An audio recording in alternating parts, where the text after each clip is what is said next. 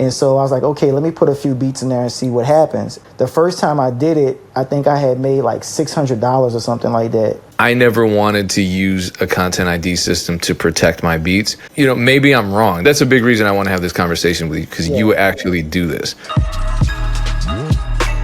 I really wanted to focus on our Twitter exchange earlier. So number one, thank you for doing this. This is Kloudnine. If you don't know who he is, well, you should. But he's also pretty low key, so maybe you shouldn't. As a matter of fact, you don't really get on camera very often. So I was fortunate in the past to record a couple interviews with you, and one in particular I thought was significant. It was a standout conversation because that's where you talked about using your beat sales money in part to pay off your mother's house.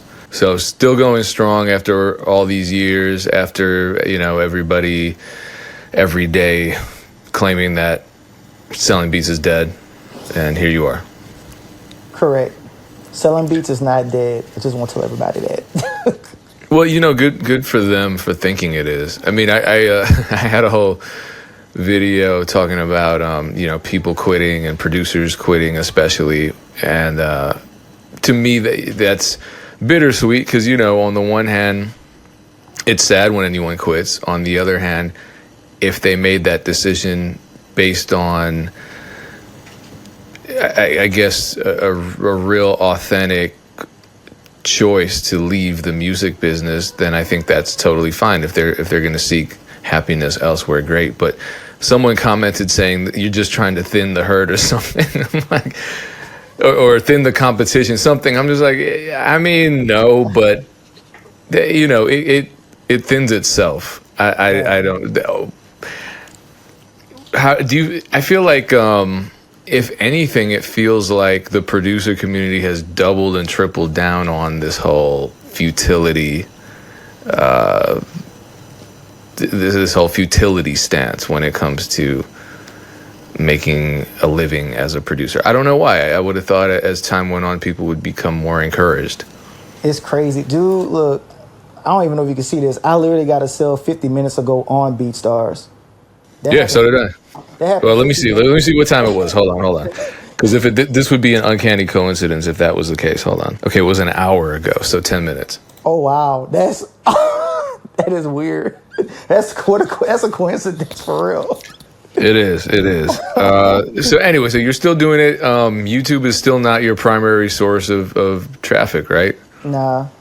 Like I use my YouTube channel every now and then, like, to communicate with other like YouTube channels in the comments, but like it's not my primary source at all. So speaking of YouTube, there's this terribly flawed system called Content ID, and it has been driving me crazy for years because every day I wake up and I get a bunch of claims, copyright claims against beats that I made by people who do not own my beats. Right. And what ends up happening in addition to that is if I sell a beat or lease a beat to someone else and then another artist leases the same beat, even though their contracts say don't run it through a Content ID system, they run it through a Content ID system. Then one of those rappers contacts me and they're upset because their content got either copyright claimed or there was some kind of dispute on the DSPs. My cat is singing in the background. I'm sorry if you can hear that. That's all good. It is not, this is not a studio session right now. He's warming his voice up. So it really is a never-ending battle with these Content ID systems. It's being abused left and right, and at the top level, at the systemic level, no one wants to stop that. Have you had negative experiences with Content ID? Have you gotten your content claimed and infringed upon using those systems? Like in the last 10 years, maybe like 3 times, maybe. It's very rare on my end, which is, you would think is weird with the amount of sales I do, but it's happened like a few times. But a lot of times what I do is I either contact the artist and we work it out, or I'll go directly through YouTube. Because a lot of times what happens is, which is crazy, when you refute it, sometimes the artists don't even check it. So what happens is that they don't say anything. It just apparently it just releases. I don't know if it's still like Yeah, that. it's But still like that. yeah, so a lot of times I just do it that way. And it just usually releases. Well, I think generally what happens is you're disputing a distributor's claim, and so the artist may not even be alerted. It's the distributor that's trying to fight you. I don't know for a fact because I'm not on that other end of the dispute. Right. But 9 out of 10 times, I'm going to win that dispute. If I lose the dispute, I'm going to go directly to the distributor and threaten to file a DMCA, and then they back off because I have proof, obviously, that it's ridiculous for someone to say, I own this beat, this is my original content, when their content drops, months to years after my original instrumental drops, and they don't have the instrumental, they have a recorded song to that instrumental, right? It's common sense. Of course it's mine. Right. And a lot of times with producers, if that happens, like sometimes I know some producers might be afraid to do that, but don't, like I've said this many times before, sometimes you have to have that hard conversation and, go through YouTube first, dispute it. And like what Payne just said, if it doesn't work out, just do that. So, but don't just, if something happens like that, just don't take it lying down, just, at least try to, I guess, fight for it, Well, my whole thing is I can win the disputes, but if I get 10 a day and I just get overwhelmed, like maybe I'm traveling that day or I have events or something, I'm like, damn, now it's 30, and they just kind of add up. So yeah, they will micro royalty you to death, where you think, well, maybe in the grand scheme of things, I'm missing out on hundreds of dollars, but each one is pennies. So it's kind of crazy. However, you've used that to your advantage. My thing is, I never wanted to use a Content ID system to protect my beats because I know the problems Content ID systems cause for me. So I would rather just avoid causing that for the artists that license my beats, because they're already misunderstanding what Content ID is. They think if there's a problem, it's me, even though it's never my name coming up. So if I start using and I know a lot of producers do this, and maybe I'm wrong. That's a big reason I want to have this conversation with you, because you actually do this and I don't. So I've just been reluctant to put my beats through a Content ID system to make money off of people who are disregarding and breaking the terms of my leasing agreements. Because I shouldn't say no one reads them, but very few people read them. And when they drop their music on a distributor, the distributor asks, can we Content ID this so you can collect that money? They're like, hell yeah. And then next thing you know, they're taking money out of my pocket. Right. So my thing is, like, I'd rather just, even if I forget to dispute the claim, I'd rather them just take the money out of my pocket than me cause problems for potentially hundreds of beat customers. But maybe I'm wrong. So you recently, as of today, actually, we had this conversation on Twitter. You've been generating thousands of dollars using this method to protect your beats. Yeah. What made you start doing that? I've been doing Content ID for like years now. But when I first started, I wasn't as knowledgeable about it as I am now. But the problem was happening was I was having artists, somehow they was getting to my beats. They might have been ripping them off of YouTube or different places I sell beats on or whatever. And so I started doing research on different.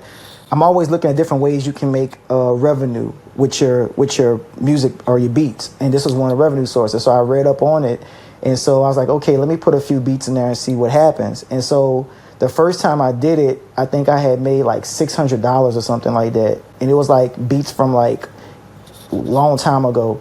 Well, I took a break, but I fast forward and started doing it again, just to start back or whatever, to see how things would go. And like you said, I made that amount of money.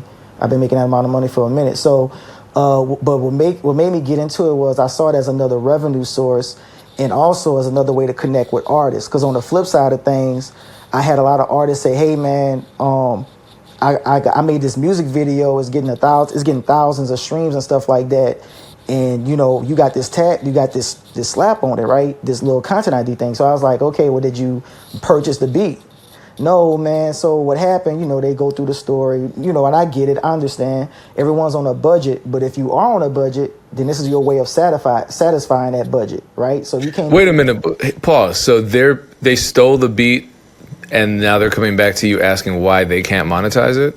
Yeah, that's happened within these 10 years of me producing. That's happened a few times. Like, I mean, that's why. Hold on. I'm sorry. Yeah. That's wild. That's like me saying, "Oh, bro, I stole your iPhone last week. I can't guess the password. Can you just please, for God's sake, just give me the damn password so I can start using your iPhone that I stole from you?" Yeah. And so, like, a lot of times I always tell producers, like, try not to get too mad about it. It is what it is. I get it. Sometimes people on a budget and they're just trying to break through. But, at the same time, it's like, okay, well, I'll if you want to purchase a license, well, specifically exclusive rights. So it's like, if you want to do that, I can do that or whatever. Or depending on the situation, I might whitelist their channel, because you can, which we'll probably get into that further into the conversation. You can whitelist the channel to make it to where it's good. But if you ain't got no type of license or nothing, then we need to have a different conversation. So that happened before. But a lot of times, like I said, I don't know how people's getting to my beats, and they still kind of do. But sometimes there's like random people playing video games with my instrumentals underneath it. Or someone might be doing some type of like podcasting to one of my free downloads and stuff like that. So a lot of times they'll hit me up and say, hey, I saw this was a free download and I used it for my podcast. And so I have to explain to them like the terms for like demoing or promo use. If you want me to remove it, we need to talk about you maybe purchasing a license and stuff like that. But yeah. So a lot of times it happened from that. But also on the flip side, I'm gonna give y'all a major cheat code. So the reason why I don't care about my YouTube channel getting biased, because my YouTube channel is making money from me already, and I'm not even monetized. I don't have YouTube monetization. I don't have enough. That was actually one of the main reasons I did this. So I got tired of like YouTube constantly making it difficult to become I need 4,000 watch time. I need this amount of subscribers. I got tired of doing that, and it's like I'm getting thousands of views, but it's just not getting the watch time. So I was like, well, let me just put Content ID on myself. And so I monetized my entire YouTube channel. So a bulk of that thousands is coming, a portion of that is actually coming from my YouTube channel. And I also have a second YouTube channel, like that's more niche down, that I just started. And I already started making money out the gate on that channel just off of my Content ID. So it's a way of basically monetizing my YouTube channel without having to worry about my YouTube channel being monetized. Now, some people might say, well, if you put Content ID on it, YouTube might flag it and you may never become a monetized channel. I mean, that's fine. But when you're making like over $1,000 or approaching more than that every quarter, does it really matter? You know what I'm saying? Like in the midst of things, like, because for instance, I have to keep working to, if I was a monetized YouTube channel, inside of the YouTube system. I'm creating my own system with Content ID, and it's making me, it may not be like no $10,000 or whatever on the YouTube channel, but you have to work to get to that point too. But I found that this was a lot easier than someone having to constantly make content on a YouTube channel to try to get some type of watch time, when I could drop a video that might get 300, a tight beat that might get 300 views or 1,000 views, and all that stuff adds up. So they even monetize, right now there's even Content ID on YouTube Shorts now. Most people don't even know that. Like you can do YouTube Shorts and have your beat behind it, and you can essentially monetize yourself. So if I make a beat making video, right, and that beat is inside of YouTube Content ID, I can make four different videos of the same beat if I want or whatever, and each one of them will get monetized through YouTube Shorts, and it shows up in your earnings. So so basically you go through a third party for Content ID. Yes. And this is good because a lot of producers have channels, but they're not monetized because they don't meet YouTube's minimum requirements. Right. So you just start uploading your beats and content with your beats in the background, and then you end up claiming all of your channel's content through this third party, and then Yes. you can generate money that way. So it's a workaround. It's not the same as ad revenue, but you're Right. still making some type of money off of your YouTube content. It's a hack. Correct. And What company did you go through for that? so there's two companies. One is AdRev, and the other one is, I think, Hawk, I believe. AdRev may have changed its name, but if you Google AdRev, the new company will pop up. But it's known as AdRev, and the other one, like I said, is Hawk or either /Identify. Now, one thing I will say is, like, before any producer does this, like, there are some things you need to consider. One, you got to make sure, like, you're not using any type of loops. So all my stuff in Content ID is, like, made from scratch. Like, keyboard, drums, everything is just completely made from scratch. They don't want no splice loops, no Apple loops, none of that stuff. It has to be, like, completely original. And if they That's interesting because if I have a beat that's made with a royalty-free loop on my YouTube channel, if an artist makes a song with that, they can claim that track on my channel somehow. Yeah, the thing is that, like, to be honest, those companies are not really checking it like they should be. But if they do catch it, because it's in their agreement. If they do catch you using, like, third party loops like that, they'll eliminate your channel because basically what happens is if you're using, like, splice loops or something like that, if you end up making something and monetize it, you might be monetizing someone else's beat using that same loop that's not necessarily, your loop. So it's kind of like you taking other people's records and you didn't make those records. Yeah. They're just using the same loop. I know producers do that all the time, though. Yeah,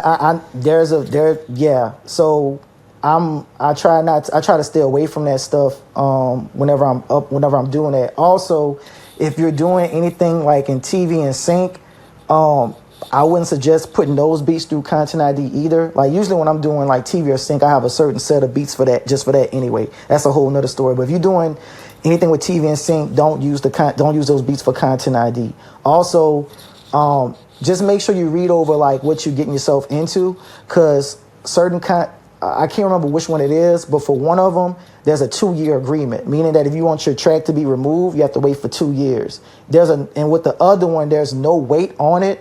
It's probably like maybe 3 to 5 days, but they can remove it. But you won't earn anything after that. So just like I said, I can't remember which company it is, but if you do, make sure, like, you read exactly the terms in which you're getting yourself into. I think those are the two things specifically to kind of make sure about when you're doing that. And you go through Hawk, I believe, right?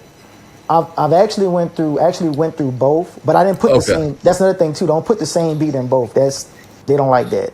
So, which I already knew that from up front, but that's just to anyone that may not be as up to date on that stuff. But I went through AdRev first, and then I tried out Identify or Hawk, and it's pretty good. They both essentially do the same thing. I just wanted to see what the experience was like for the most part.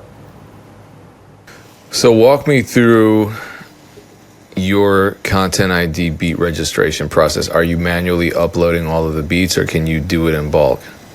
You can do it in bulk, but you still have to manually. Once you upload it in bulk, you still have to manually do every single one of them. So usually what happens is once I upload the beats or the beat, I'll go in and there's, like, information they ask for, like your name, if you have publishing on the beat, if you have an instrumental. You don't have to have ASCAP to do content. You don't need to have a PRO to do Content ID, but they'll just ask it as complimentary. And they'll ask you what genre or whatever it is, and then you just put it into the system. Now, depending on when you put it in, they can kind of catch back stuff. So if there's like kind of like backdated stuff they can collect on, they'll do that too, up to a certain extent. I can't remember, but they'll collect anything that's further as well. And this is just for Content ID. This is not like your publishing or nothing like that, y'all. This is just specifically YouTube Content ID. And usually once I put that in, that's it. and they'll let you know if it's confirmed or not, if they have an issue with it. I've really never had any issues with doing none of that stuff. So, how many beats have you run through these Content ID systems? Would you estimate? Y'all gonna probably think I'm lying. Probably like over like 400. Over like 400 beats. That seems completely reasonable, though. Yeah. I mean, but again, I have almost 3,000 beats on my, maybe more. Yeah, you got a lot, man. Yeah. Yeah. So that's why I'm just like, man, what would if I decided to go this route, what would I do? And then the other thing too would be, if I have beats with hooks, that would complicate things, right? Or if I produce beats with collaborators, that would complicate things too. I think that's something that that could cause problems with my collaborators. So it's something to be careful for. And I just because I don't do it, people will ask me all the time, is this something you can do? Because people want to know how to protect your beats. I always say you just can't protect your beats, because people are afraid to put their beats online. They're afraid people are going to steal them. People are afraid they're going to monetize them, make money off stolen beats. And it happens. Yes. But I don't want to tell people, I don't want to play into that fear. Yeah. And I don't think you're playing into that fear. I think this is one way to protect one very specific revenue stream. If there were a way to protect all of them, I would be advocating for it. This is part of the reason I had you on, was to educate other people about what this actually entails, but also so I can learn more. Because again, I've resisted this, and I think, well, why, right? If it's another royalty stream, and if it's something I could potentially take advantage of, I at least want to know how to navigate the system, because it is complicated. So let me give you a gem real quick. To anyone that got like over 3,000 beats or something like that, I was in that same situation. Clearly, I have, like I said, I have over like probably like 300 to 500 beats, right? So what happened was, there's a person that I trust immensely with things. So what I did basically was, we negotiated on, hey, can you just bulk upload all these? Because it's a process where you can have someone essentially do this for you, but you have to trust them a lot. So I trust this person a lot. We worked on like an agreement, like, I'll pay this amount of money. I just need you to upload all of this stuff. And then I need you to here's the information I need you to put in, and can you take care of it? And she did. And it was a good investment. Like, I made the money back that I spent on her helping me. So if you know someone to any producer out there, if you're in a situation where you have over 3,000 beats, you can essentially like hire someone. Now, as far as like what y'all agree upon, that's up to you. You could do about an hour or whatever, but that's how you do it. What you would do essentially is you can send the person a zip, or if they're in your same state, just give them a hard drive if they're in the same city as you, like a dummy hard drive of just your MP3s or your waves or whatever they need, and they can upload it for you. And that's what I did. So that's one of the things I did when I got too busy. So anyone can sign up for these services? I think so. Now I'm gonna be honest, because I've done this. I signed up like years ago with these companies, so they may have like a prereq where you might need like a certain amount of beats or some type of other requirement. So I would probably say like check on that, just to make sure. But when I first started, there was no like requirements. You just have to verify who you are. They'll ask you for like your identification, a copy or whatever, so they can have that in the system, and a payout away so they can pay you. So that's what I did back in the day. Now, I don't know if it's changed, but like I said, I'll probably say like check with those two companies that's mentioned. Also, to be honest, man, I wouldn't. These distribution companies gonna fight me, but I would not advise anyone to do YouTube Content ID through any distributor, period. And I'm gonna tell you the reason why. The reason why is because when, let's say like you need to whitelist an artist channel, right? some distributors cannot do that. And the reason why I know is because I've actually researched these companies. I'm not going to say their names because I don't feel like I don't want to do that whole Kloudnine music against distributors because I have my beats through distributors. I just don't put Content ID through them at all. But the reason why is because they can collect, but what happens when you got a problem, right? If you try to contact them about whitelisting the channel, you have to wait on them to do it, or it's a longer time than the actual company that specializes in that, right? You're working with a company that focuses on music distribution. Content ID is just a part of it. So that's not their main priority. So just kind of keep that in mind. Like if you need to whitelist a channel, if you need to put Content ID on the channel manually, if someone does a claim or whatever, Also for any artists that do if you purchase custom beats and the agreement is you can put Content ID on it, or if you buy exclusive rights to a beat and you're allowed to put Content ID on it. Just kind of keep that in mind dealing with these music distribution companies. So that's something I just want to put that out there as well. That's my opinion, y'all, but that's a very strong opinion because when you need something at the end of the day and you can't do it because it's in someone else's system and you don't have control over that. So then I'll ask you this one last question to wrap up. Are there other revenue streams that you've discovered that, like Content ID, you weren't aware of before? Oh man, I wish I would have had time to think about that. AudioMac has a monetization plan. I have my beats through there. I would tell any producer, like, put your beats on AudioMac, find out what the requirements are, because there are requirements, and you can start monetizing on that. That was one revenue stream. Let's see. I'm trying to see if there's anything. You caught me off guard with that one, but if I had time to think, but I think that was a 2-1 since we talked. 'Cause we've already talked about, I think before, about TV and sync. Yeah. So I would probably say like AudioMac and the Content ID. There's other revenue streams and stuff like that, but I use these. I'm talking about stuff I personally use. I could talk about other things that could possibly work, but those are the two things I use besides like your sync and publishing and all of that stuff. Yeah, I use AudioMac, so I encourage others to check them out.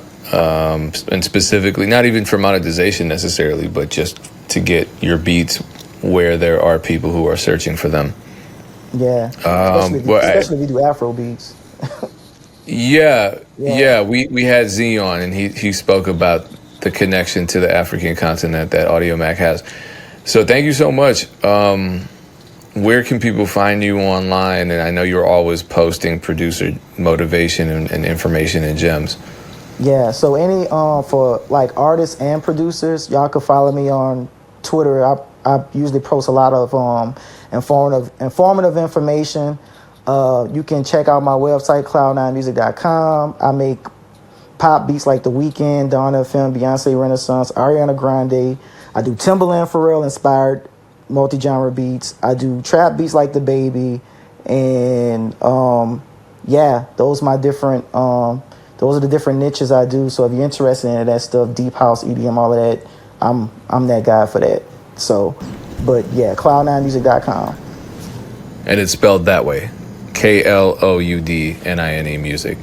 So once again, I appreciate you. Hopefully we can get another interview sometime soon, but I know we've been spacing them out by a year or two. So, hey, but when we have them, they're important, and the substance is there. When we get together, we definitely drop gems, man. Yeah, we got to. Maybe the next one we'll just bullshit the whole time. That'll be fun. Yeah, for sure. All right, man. I appreciate you. I'll talk to you soon. All right, later. Peace.